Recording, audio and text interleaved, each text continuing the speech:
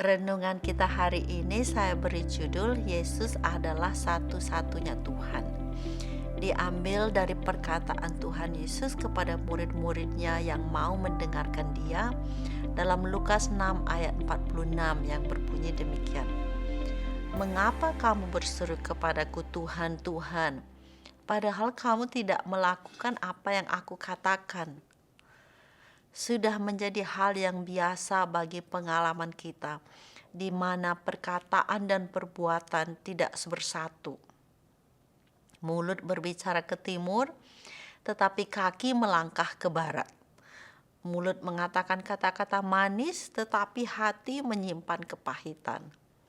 Semua ini adalah pengaruh dari kejatuhan manusia ke dalam dosa. Dosa membawa perpecahan.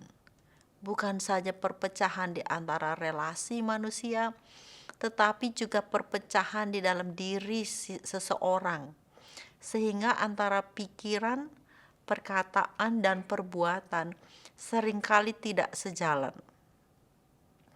Murid-murid Yesus dahulu juga bergumul dengan masalah yang sama.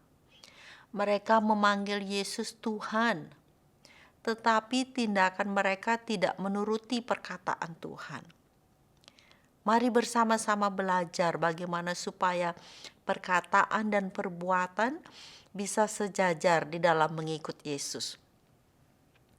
Pertama-tama kita perlu mengenali bahwa Yesus adalah satu-satunya Tuhan. Tidak ada yang lainnya. Masalahnya dengan kita, seringkali kita tidak menyadari bahwa kita memiliki banyak berhala, sehingga hati kita terbagi-bagi. Mulut mengakui Yesus sebagai Tuhan, tetapi perbuatan tidak mentaati Yesus.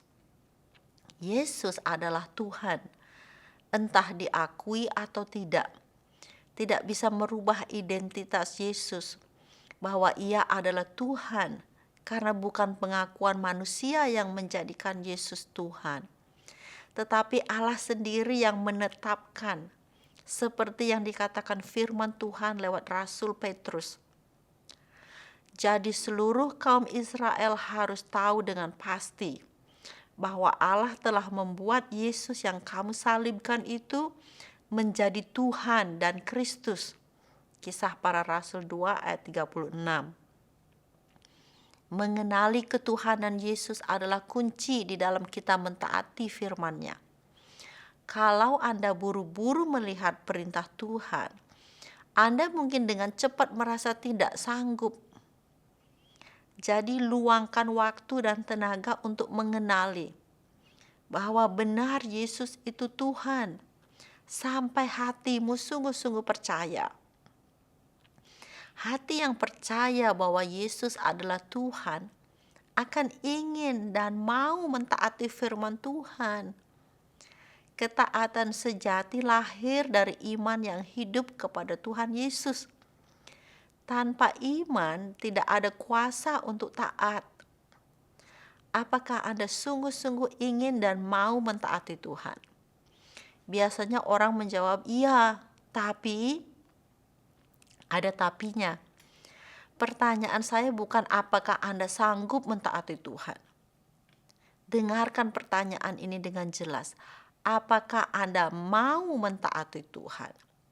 Tanyakan hatimu, apakah kamu mau mentaati Tuhan?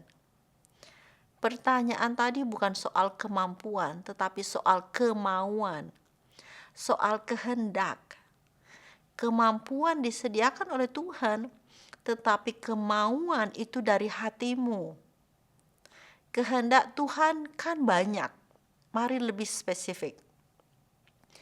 Dalam hari-hari ini di bagian mana Anda ingin dan mau taat kepada Tuhan? Belakangan ini saya mau taat dalam hal menanti waktunya Tuhan. Menanti dengan sukacita, tidak menggerutu. Kalau Anda sudah jelas di bagian mana Anda mau taat, langkah berikutnya adalah datang kepada Tuhan dalam doa dan minta kuasa dari Tuhan untuk dapat melakukan apa yang Anda ingin taati dari firman Tuhan. Masalahnya dengan kita, seringkali kita mau taat, tetapi dengan kekuatan sendiri. Tentu saja akan gagal.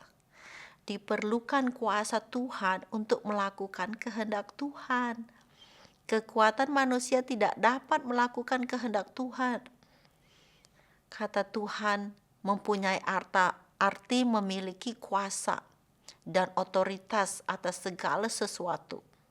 Ingat perkataan Tuhan Yesus kepada murid-muridnya di dalam Matius 28 ayat 18. Yesus mendekati mereka dan berkata, "Kepadaku telah diberikan segala kuasa di sorga dan di bumi."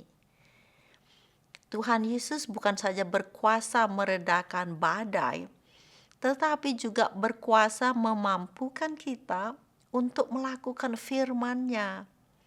Apa yang Anda mau taati dari firman Tuhan hari ini? Jangan berusaha sendiri, datang kepada Tuhan dan minta kuasa-Nya untuk memampukan Anda menjadi taat. Selamat melakukan perkataan Tuhan dan kiranya Roh Kudus menolong. Amin.